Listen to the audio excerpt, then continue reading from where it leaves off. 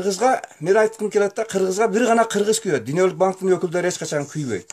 Бул төрт сунушу дагы Кыргыз элинин кызыкчылыгына туура келбеген чыккынчылык деп эсептейм. Мына эгемендүүлүк алгандан бери ошол биздин бийлик жетекчилери ошол Dünyoluk банктын программасына кирип алып, акчаларына сатылып, ушул программадан чыкпай жатат. Эмне себептен кен байлыктарды бүгүнчө өз иштетпейт. Мына аэропорт боюнча вице-премьер-министр Асарандиевдин билдирүүсүндө аэропорт Dünyoluk банктын айыс менен кендер өткөрүүгө сүйлөшүүлөр жүрүп жатат экен. Айыс Dünyoluk банктын именно өкүлү. Ал анын тажрыйбасы бар экен, кимге сатышты дагы ошол билет экен. Бул туура эмес.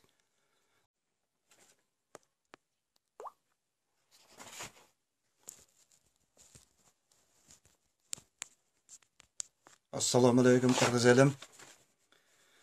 Бүгүн сиздер менен Кыргыз Республикасынын Жогорку Кеңешинин депутаты Каныбек Иманалиевдин кризистен кантип чыгуу боюнча 12 мыйзам долбоорун өкмөткө сунуштаган экен. Ошонун кээ бир сунуштары менен мен өзүмдүн макул эместигин билдирип, сиздер менен оюн бөлүшкүм келди. Мисалы Каныбек Иманалиев бул Ата Мекен партиясынын лидерлеринин бири болуп саналат. Өзүңүздөр жакшы билесиздер. Ал төмөнкү Кыргыз элинин улуттун кызыкчылыгына мен оюн боюнча каршы келген сунуштар сунуштаптыр. Биринчи, аэропорт Ош жана Бишкек аэропортту сатуу дейт. Бул кантип сатсын? Стратегический объекти. Ага мисал келтириптир, Казакстан сатты деп. Биз башка өлкөлөргө өзүбүз теңебешибиз керек. Аэропорт деген бул мамлекеттин Кыргыз элинин бул мындайча айтканда дарбазасы да. Аны өзү өнүктүрүп, өзү эме кылыш керек мамлекет. Муну сатканга болбойт эч качан. Бул чыккынчылыкка барабар болот. Ал саткандан кийин аны башкаруу системасын ошо сатып алган компания өзү жүргүзөт каалагандай кылып. Эч кандай стратегический объектилер сатылбаш керек биринчиден. Экинчи анын сунушу чет өлкөлүк байларга жер сатуу деп эмне кылыптыр. Отстрочка менен болсо дагы бериш керек.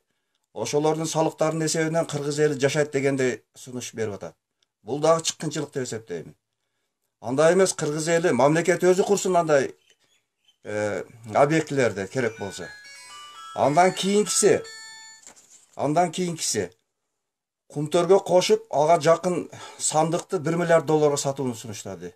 Эмне себептен дагы сатыш керек аны? Мамлекет өзү иштетиш керек аны. Бул дагы туура эмес. Бул дагы туура эмес да. Мына чет өлкөлөрдүн саясаттарын ишке ашырышып атат булар. Андан кийинкиси Арсланбаевди эркин экономикалык зонага айландырыш керектигин билдирип атат. Бул деген сөз эркин экономикалык зонага берүү деген сөз ошол жерде чет өлкөлүктөр келип бирдекелерди куруп, ошол жерге кожоюн болот дегенди билдирет. Андан көрө өзүбүз ишкерлер, өзүбүздүн карапайым ишкерлер ошол өзүбүздүн жарандар салыш керек ал жерде. Бул мына Dünyoluk банк мына бүгүнкү күндө дейт. Биздин депутаттын айтуусуна караганда, бизге жардам берип атат Dünyoluk банктын өкүлдөрү деп айтат. Бизге Dünyoluk банктын өкүлдөрү жардам бербесин. Алардын максаты башка. Алардын саясаты биздин өлкө ошол чет өлкөлүктөрдүн ишканалары мына Кыргызстанда жайгашып, алардын салыктын эсебинен Кыргыз эли аргасыздан жашап калыш керек да, ошондой саясат жүрүп атат. Эмне себептен биздин өзүбүздүн ишкерлерге ушундай мүмкүнчүлүк бербейт?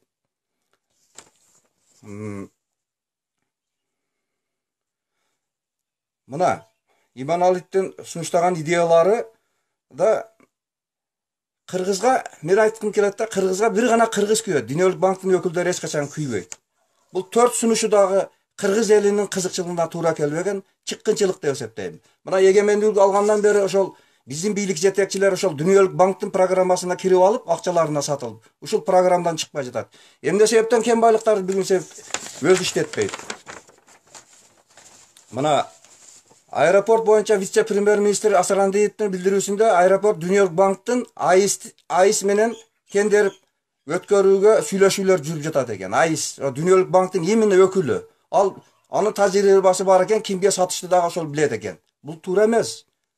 Ошону Кыргыз элим жакшы эмне кылсаңыздар. Өткөндө Жогорку Кеңештин депутаттарынын бири Ысык көлдөгү Тамчы аэропортун реконструкциялар боюнча өкмөттүн мүчөлөрүнө суроо берсе, өкмөттүн мүчөлөрүнө ал эмне деп жооп берди?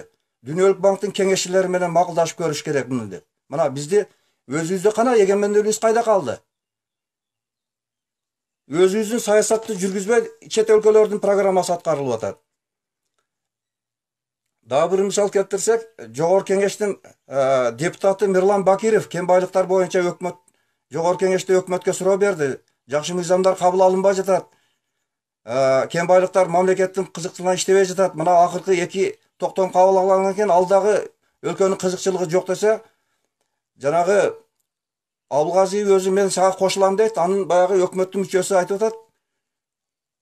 Бул Госгеологиянын жетекчиси. Бул өкмөттүн баягы эл аралык келишимдерге туура келбей жатат. Анын негизден эмне кылып атабыз дейт. Мына ошондон чыга албай жүрөт. Негизинен башка жолдор бар. Бүгүнкү күндө кризистен чыгуунун башка жолдору бар. Ошол жанагы кумтөр боюнча ошого жакын жердеги кенден 1 миллиард долларга сатышыбыз керек. Эмне сатыш керек? Өзүбүз иштетишибиз керек бар жокто. Бардык кен байлыктарды негизинен улутташтырыш керек. Мыйзамсыз берилген лицензияларды жокко чыгарыш керек. Мисалы кен байлыктарды улутташтырыш керек, же болбосо салыктарды көтөрүш керек мамлекеттин кызыкчылыгына. Тышкы карызды алууну токтотуу керек. Тышкы карызды бергенде алар условия коюп берет. Ошол чынжырдан чыга албай жатат. Мына Каныбек Иманалиевдин айтуусуна караганда 40 депутат кол коюп бериптир. Булар мурдатан эле ошолордун программасын аткарып көнүп калган. Мисалы, мына акыркы чимкирик мыйзамындагы алынган чимкирик атка койгон мыйзам 13 миллион еврого ошолордун буйртма заказы менен алынды. Өткөндө Жогорку Кеңеште талкуу болуп, ошону ким жазды, кандай болду, 13 миллион доллар евро кайда кетти десе эч ким жооп бере алган жок. Ошого окшош эле бул Дүйнөлүк банктын программасындагы талаптардын аркасында бир чоң саясат жатат. Ошол биздин бийликтегилери сатып алып, ушундай арам ойлорун ашырып келүүдө да бүгүнкү күндө. Андан көрө өзү самостоятельный мамлекеттин өзү баягы чыныгы эгемендүүлүгүн сактап калыш үчүн зайым чыгарыш керек. Зайым чыгарып, ошол келечекте мамлекетибиз жөнүгө турган болсо, ошол зайымды кепилдик бере турган мыйзам берип, жеке ишкерлер башка кыргыз эли боюнча жанагын сатып ала турган жолдорду ойлоп таап, кыргыз элинин чыныгы эгемендүүлүгүн камсыз кыла турган багыттарды бериш керек. Өндүрүштүк ишканаларды күчөтүш керек. Алтын кен байлыктар боюнча мыйзамдарды өлкөнүн кызыкчылыгына алыш керек. Мына өзүңүздөргө белгилүү өткөндө депутат Момбеков айтып атпайбы? Биздин банкта 272 тонна акча жараксыз деп табылыптыр. Аны айлантканда 38 КАМАЗ болот экен дейт. Мына бардык система коррупцияланган. Ошолорду жөнгө сала турган болсо мамлекетибиз жөн эле бутуна туруп кетет. Мисалы үчүн сатып алуулар боюнча дагы коррупцияланган өтө. Мына жол куруу башка мекеме ишканаларда мисалы үчүн миллиондогон жүздөгөн миңдеген сомдор жанагындай болуп бөлүнүп, анан утуп алган компания дагы подставной компанияларга берип, элдин акчалары чачылып атат. ГЭСтерди бөлүштүрүү тармактарын менчиктештирүү керек. Көмүскөдөгү салыктарды чыгаруу керек. Тышкы карыздар кандай шарттар менен берилди, аларды тактап чыгуу керек. Мына быйыл өзүңүздөр жакшы билесиздер, быйыл эгемендик алгандан бери биздин мамлекет тышкы карыздын эсебинен мамлекеттик бюджет жаап келип атат. Элди алдап алаксытып. Азыр эми ушул коронавирус абалынан пайдаланып, элди алдап, дагы бир башка программаларды, Дүйнөлүк банктын койгон программаларын сунуштап атат. Мына ушуларга элибиз бекен болуш керек. Чыныгы эгемендүүлүк сактап, өзүбүздүн мамлекетибизде өзүбүз ээ чыгабыз деп турган болсок, өзүбүздүн гана улуттун кызыкчылыгын, мамлекеттин кызыкчылыгын камтыган программа керек. Мындай бизге кыргыз элинин кызыкчылыгына, улуттун кызыкчылыгына каршы келген сунуштарды сунуштаган депутаттар кетсин демекчимин.